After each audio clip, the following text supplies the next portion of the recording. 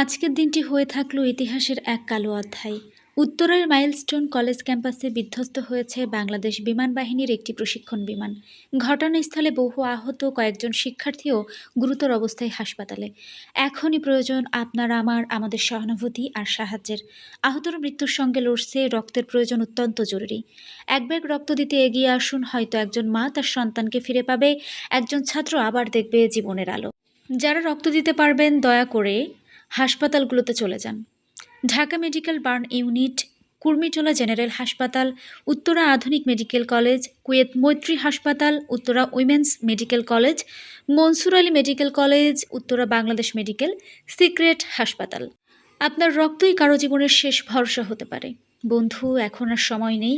শুধু post share নয়, এখনই ছুটে যান হাসপাতালে।